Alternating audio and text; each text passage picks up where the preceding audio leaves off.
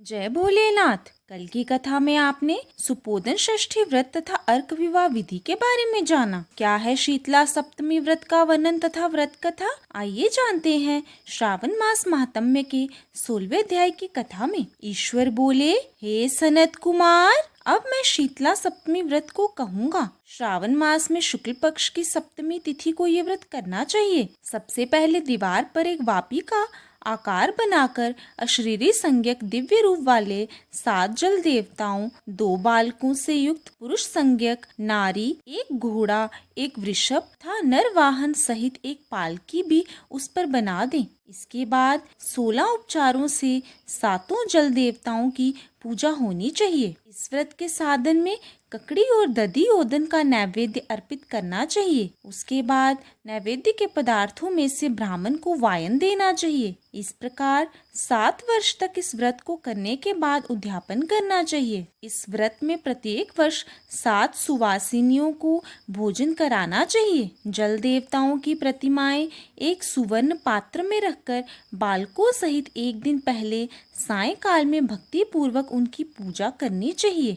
प्रातः काल पहले ग्रह होम करके देवताओं के निमित्त चरु से होम करना चाहिए। जिसने पहले इस व्रत को किया और उसे जो फल प्राप्त हुआ उसे आप सुने। सौराष्ट्र देश में शोभन नामक एक नगर था। उसमें सभी धर्मों के प्रति निष्ठा रखने वाला एक साहूकार रहता था। उसने जल रहित एक अत्यंत निर्जन वन में बहुत पैसा खर्च करके शुभ तथा मनोहर सीढ़ियों से युक्त पशुओं को जल पिलाने के लिए सरलता से उतरने चढ़ने योग्य दृढ़ पत्थरों से बंधी हुई तथा लंबे समय तक टिकने वाली एक बावली बनवाई। उस बावली के चारों ओर थके राहगीरों के विश्राम के लिए अनेक प्रकार के वृक्षों से शोभामयान एक बाग लगवाया। लेकिन वह बावली सूखी ही रह गई और उसमें एक बूंद पानी नहीं आया। साहूकार सोचने लगा कि मेरा प्रयास व्यर्थ हो गया और व्यर्थ ही धन खर्च किया। इसी चिंता में विचार करता हुआ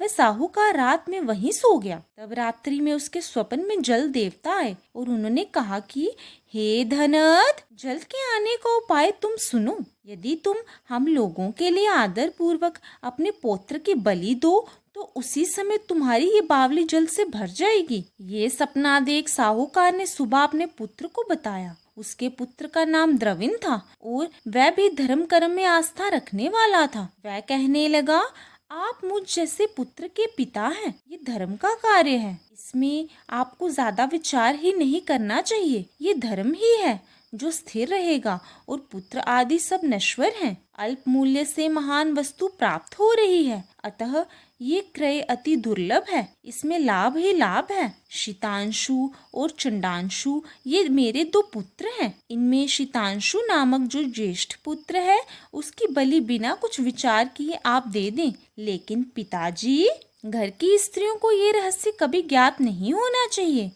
उसका उपाय ये है कि इस समय मेरी पत्नी गर्भ से है और उसका प्रसव काल भी निकट है, जिसके लिए वह अपने पिता के घर जाने वाली है। छोटा पुत्र भी उसके साथ जाएगा। हे तात, उस समय ये कार्य निर्विघ्न रूप से संपन्न हो जाएगा। पुत्र की ये बात सुनकर पिता उस पर अत्यधिक प्रसन्न हुए और बोले, हे पुत्र, तुम धन्य हो और मैं भी धन्य हूँ जो कि तुम जैसे पुत्र का मैं पिता बना। इस बीच सुशीला के घर से उसके पिता का बुलावा आ गया और वह जाने लगी। तब उसके ससुर तथा पति ने कहा कि ये ज्येष्ठ पुत्र हमारे पास ही रहेगा, तुम इस छोटे पुत्र को ले जाओ। इस पर उसने ऐसा ही किया।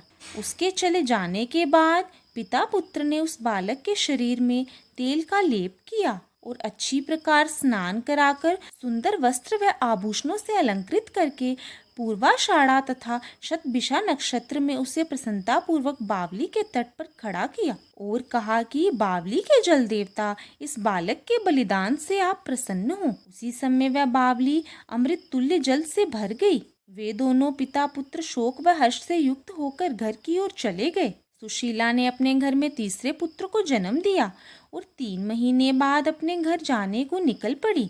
मार्ग में आते समय वह बावली के पास पहुंची और उस बावली को जल से भरा हुआ देखा तो वह बहुत ही आश्चर्य में पड़ गई। उसने उस बावली में स्नान किया और कहने लगी कि मेरे ससुर का परिश्रम व धन का व्यय सफल हुआ। उस दिन श्रावण माह के शुक्ल पक्ष की सप्तमी तिथि थी और सुशीला ने शीतला सप्तमी नामक शुभ व्रत रखा हुआ था। उसने वहीं पर चावल पकाए और दही भी ले आई। इसके बाद जल देवताओं का विधिवत पूजन करके दही भात तथा ककड़ी फल का नैवेद्य अर्पण किया तथा ब्राह्मणों को वायन देकर साथ के लोगों के साथ मिलकर उसी नैवेद्य अन्न का भोजन किया। उस स्थान से सुशीला का ग्राम 1 योजन की दूरी पर स्थित था। समय बाद वह सुंदर पालकी में बैठ दोनों पुत्रों के साथ वहां से चल पड़ी। तब वे जल देवता कहने लगे कि हमें इसका पुत्र जीवित करके इसे वापस करना चाहिए, क्योंकि इसने हमारा व्रत किया है। साथ ही ये उत्तम बुद्धि रखने वाली स्त्री है। इस व्रत के प्रभाव से इसे नूतन पुत्र देना चाहिए। पहले उत्पन्न पुत्र को यदि हम ग्रहण किए रह गए तब हमारी प्रसन्नता का फल ही क्या। आपस में ऐसा कहकर उन दयालु जल देवताओं ने बावली में से उसके पुत्र को बाहर निकालकर माता को दिखा दिया और फिर उससे विदा किया। बाहर निकलकर वह पुत्र माता माता पुकारता हुआ अपनी माता के पीछे दौड़ पड़ा। अपने पुत्र का शब्द सुनकर उसने पीछे मुड़कर देखा। वहां अपने पुत्र को देखकर वह मन ही मन बहुत चकित हुई। उसे अपनी गोद में बिठाकर उसने उसका माथा सूंघा, किंतु ये डर जाएगा इस विचार से उसने पुत्र से कुछ नहीं पूछा। वह अपने मन में सोचने लगी कि यदि इसे चोर उठा लाए तो ये आभूषणों से युक्त कैसे हो सकता है, और यदि पिशाचों ने इसे पकड़ लिया था तो दोबारा छोड़ क्यों दिया। घर में संबंधी जन तो चिंता के समुद्र में डूबे होंगे। इस प्रकार सुशीला सोचती हुई वह नगर के द्वार पर आ गई। तब लोग कहने लगे कि सुशीला आई है। ये सुनकर वे पिता पुत्र अत्यंत चिंता में पड़ गए कि वह ना जाने क्या कहेगी और उसके पुत्र के बारे में हम क्या जवाब देंगे। इसी बीच वह तीनों पुत्रों के साथ आ गई।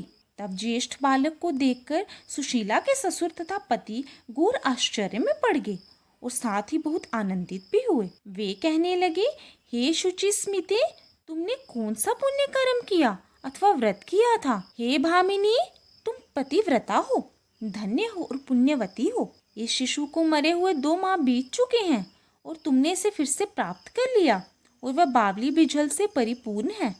तुम एक पुत्र के साथ अपने पिता के घर गई थी, लेकिन वापस तीनों पुत्रों के साथ आई हो। हे सुभ्रू, तुमने तो कुल का उद्धार कर दिया। हे शुभानने, मैं तुम्हारी कितनी प्रशंसा करूं। इस प्रकार ससुर ने उसकी प्रशंसा की। पति ने उसे प्रेम पूर्वक देखा और सास ने उसे आनंदित किया। उसके बाद उसने मार्ग के पुण्य का समस्त वृतांत सुनाया। अंत में उन सभी ने मनोवांछित सुखों का उपभोग करके बहुत आनंद प्राप्त किया। हे वत्स, मैंने इस शीतला सप्तमी व्रत को आपसे कह दिया है। इस व्रत में दधि ओदन शीतल, ककड़ी का फल शीतल और बावली का जल भी शीतल होता है तथा इसके देवता भी शीतल होते हैं। अतः शीतला सप्तमी का व्रत करने वाले तीनों प्रकार के तापों के संताप से शीतल हो जाते हैं। इसी कारण से ये सप्तमी शीतला सप्तमी इस यथार्थ नाम वाली है। इस प्रकार श्री स्कंद पुराण के अंतर्गत ईश्वर सनत कुमार संवाद में श्रावण मास महात्म्य में शीतला सप्तमी व्रत कथन नामक 16वां अध्याय पूर्ण हुआ। कल हम श्रावण मास महात्म्य के 17वें अध्याय का श्रवण करेंगे। अगर आपको ये कथा अच्छी लगी हो तो वीडियो को ज़्यादा से ज़्यादा शेयर करें, लाइक करें और अपने चैनल भक्ति परंपरा को सब्सक्राइब करें।